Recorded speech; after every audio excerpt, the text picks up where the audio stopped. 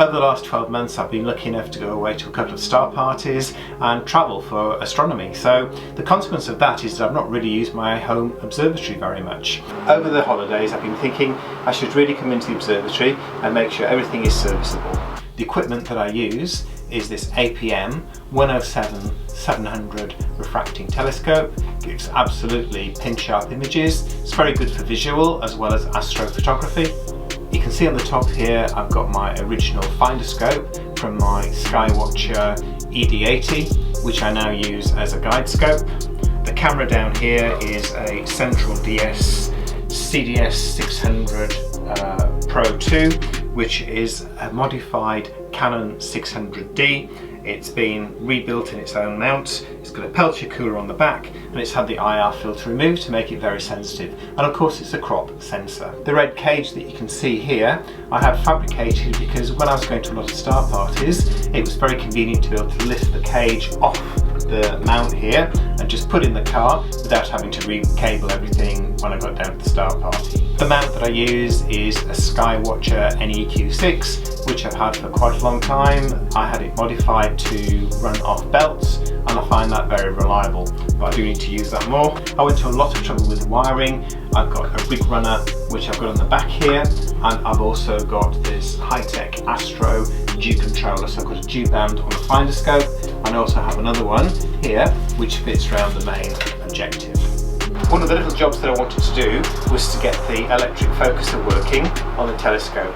I bought it when I got the scope, installed it, never really got it going. I could never get the pure V-shaped graphs which you see in the manuals. I used to get a very W-shaped graph, so it's very hard to tell the peak of focus. And I was told that that's because the steps on the focuser are not large enough, so it's really just hunting around to narrow a point. So I'm going to fix up the electric focuser and see if I can get my scope going, and then run through a full alignment and imaging session when the clouds permit. I've got the Seletek 2 control box here and the focuser fits underneath, and I'm going to remount that now in the next couple of hours. So this is the focuser. It's not a featherlight, it was just a standard focuser that came with the telescope. I've removed the coarse knob adjustment from the top of the focusing unit, and now I need to fit the electronic motor. This is the main Seletek focuser controller. The green power light's blinking on the side of the focuser control unit, so that looks very promising. So we just need to press on the continuously out to move the grub screw round to a position where I can tighten it once I get it mounted on the telescope. So that's rotated the locking sleeve round so that now I can position this over the flat on the focuser. Should fit on nice and smoothly. That's great. Now all I need to do is put the two grub screws back in to secure the focuser in place. That's one in, here comes the second.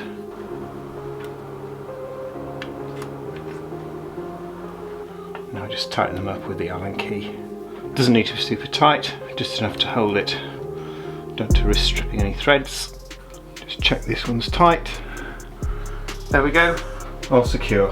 Now when I click on the continuous out on the Seletek focuser screen, you should see the focuser move, which is brilliant. There we go, that works nice and easily. You'll recall that I wasn't getting a V shape because I don't think the steps that I set in the focuser were big enough.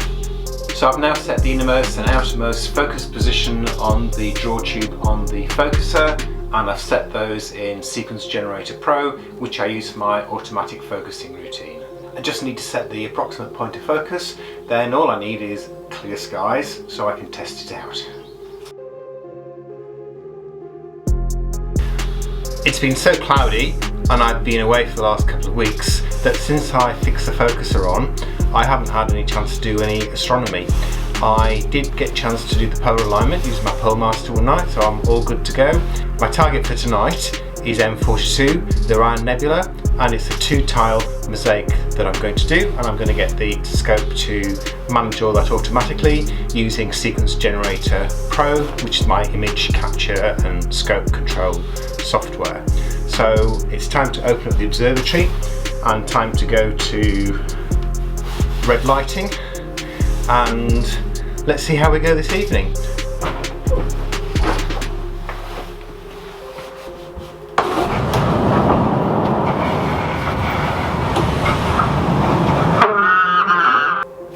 Okay, bit cloudy, but I think I can just about make out Orion. I'm going to see if there are enough stars around to play solve and slew onto the target and then do a focus. So here we go.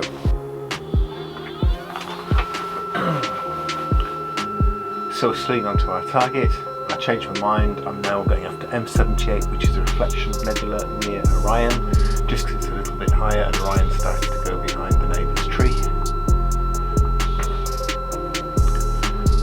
The scope will slew onto this target and then it will attempt to auto-center, and then the auto-guider will kick in, PhD2, and then we'll start to see the frame and focus. You can see it's captured an image.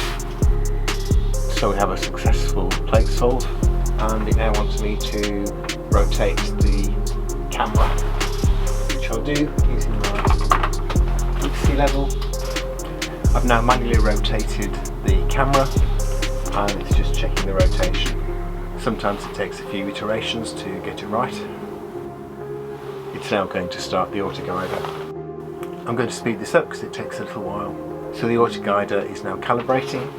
I think that's on the screen. We can see it's doing these steps. Hey, we've got a green cross, that means we're now auto guiding.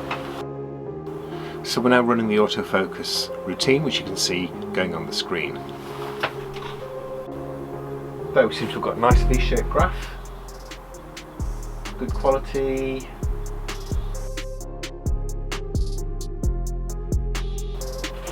That's a pretty good quality graph I've got. I think that's fine, I think we'll accept that. So that's our first frame. Well, that was a really successful, nice imaging. I collected the data that I needed. I packed down about 2 o'clock because that was when the skies clouded over. You can see here in the first frame that I've opened that an aircraft has gone right through the middle of the frame. There were a lot of aircraft about last night. I'm not quite sure why we're suddenly in the flight path in this part of Surrey.